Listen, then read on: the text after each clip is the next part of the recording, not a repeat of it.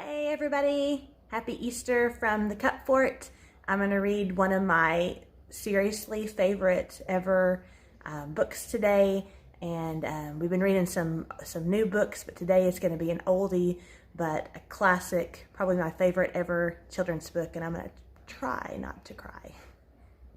Alright, so today I'm going to read You Are Special by Max Lucado, and I was introduced to this book years and years and years ago, but it's one of my favorites, and you need to get it in your collection right now.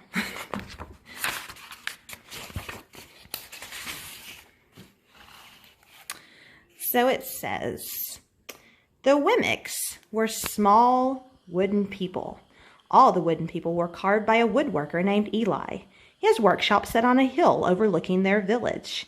Each Wemmick was different. Some had big noses and others had large eyes. Some were tall and others were short. Some wore hats and others wore coats, but all were made by the same carver, and all lived in the village. All day, every day, the Wimmicks did the same thing. They gave each other stickers. Each Wemmick had a box of golden star stickers and a box of gray dot stickers. Up and down the street, all over the city, people spent their days sticking stars or dots on one another. The pretty ones, those with smooth wood and fine paint, always got stars. But the wood was rough or the paint chipped, the Wimmicks gave dots. The talented ones got stars too. Some could lift big sticks over their heads or jump over tall boxes, and still others knew big words or could sing pretty songs. Everyone gave them stars. Some Wimmicks had stars all over them. Every time they got a star, it made them feel so good. It made them want to do something else to get another star. Others, though, could do little, and they got dots. Punchinello was one of these. He tried to jump high like the others, but he always fell. And when he fell, the others would gather around and give him dots. Sometimes when he fell, his wood got scratched, and so the people would give him more dots. And then he'd try to explain why he fell, and he would say something silly, and the Wimmicks would give him more dots. After a while, he had so many dots that he didn't even want to go outside. He was afraid he would do something dumb, such as forget his hat or step in the water, and then people would give him another dot. In fact, he had so many gray dots that some people would come up and give him one for no reason at all. He deserves a lot of dots, the wooden people would agree with one another. He's not a good wooden person. And after a while, Punchinello believed them. I'm not a good Wemmick, he would say. The few times he went outside, he hung around other Wimmicks who also had a lot of dots, and he felt better around them. One day, he met a Wemmick who was unlike any that he'd ever met. She had no dots and no stars. She was just wooden. Her name was Lucia. It wasn't that people didn't try to give her stickers, it's just the stickers didn't stick. Some of the Wimmicks admired Lucia for having no dots. They would run up and give her a star, but it would fall off.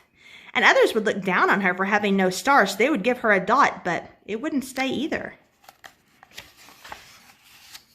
That's the way that I want to be, thought Punchinello. I don't want anyone's marks. So he asked the sticker how she did it. It's easy, Lucia replied. Every day I go see Eli. Eli? Yes, Eli, the wood carver. I sit in the workshop with him. Why? Why don't you go find out for yourself? Go up the hill. He's there. And with that, the Wemmick, who had no stickers, turned and skipped away.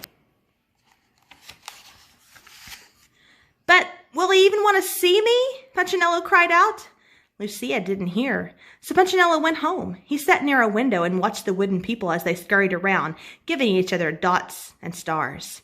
It's not right, he muttered to himself, and he decided to go see Eli. He walked up the narrow path to the top of the hill and stepped into the big shop. His wooden eyes widened at the size of everything.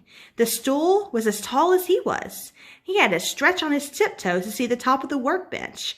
A hammer was as long as his arm. Punchinello swallowed hard. I'm not staying here, and he turned to leave. And then he heard his name. Punchinello? The voice was deep and strong. Punchinello stopped.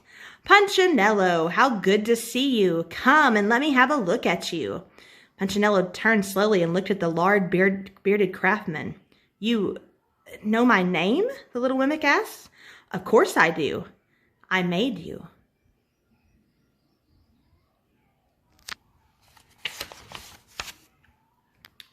Eli stooped down and picked him up and set him on the bench. The maker spoke thoughtfully as he looked at all the gray dots. It looks like you've been given some bad marks. I didn't mean to, Eli. I really tried hard. Oh, you don't have to defend yourself to me, child. I don't care what the other Wemmicks think. You don't? No, and you shouldn't either. Who are they to give you stars or dots? They're Wemmicks just like you. What they think doesn't matter, Punchinello. All that matters is what I think, and I think you're pretty special. Punchinello laughed. Me? Special? Why? I can't walk fast, and I can't jump, and my paint is peeling. Why do I matter to you? Eli looked at Punchinello and put his hands on those small wooden shoulders and spoke very slowly. Because you're mine. That's why you matter to me. Punchinello had never had anyone look at him like this, much less his maker, and he didn't know what to say. Every day I've been hoping that you would come, Eli explained. I came because I met someone who had no marks, said Punchinello. I know. She told me about you. Why don't the stickers stay on her? The maker spoke softly. Because she has decided that what I think is more important than what they think. The stickers only stick if you let them. What? The stickers only stick if they matter to you. The more you trust my love, the less you care about their stickers. I'm not sure I understand. Eli smiled. You will, but it'll take time. You've got a lot of marks. For now, just come see me every day and let me remind you how much I care. Eli lifted Punchinello off the bench and set him on the ground. Remember, Eli said as the Wemmick walked out the door, you're special because I made you, and I don't make mistakes. Punchinello didn't stop, but in his heart he thought, I think he really means it.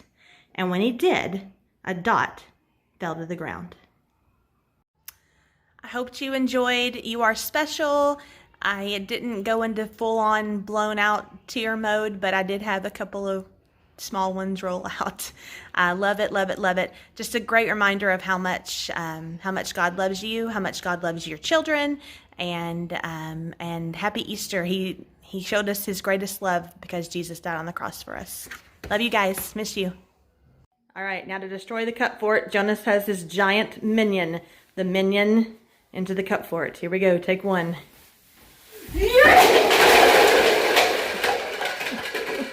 All but a few.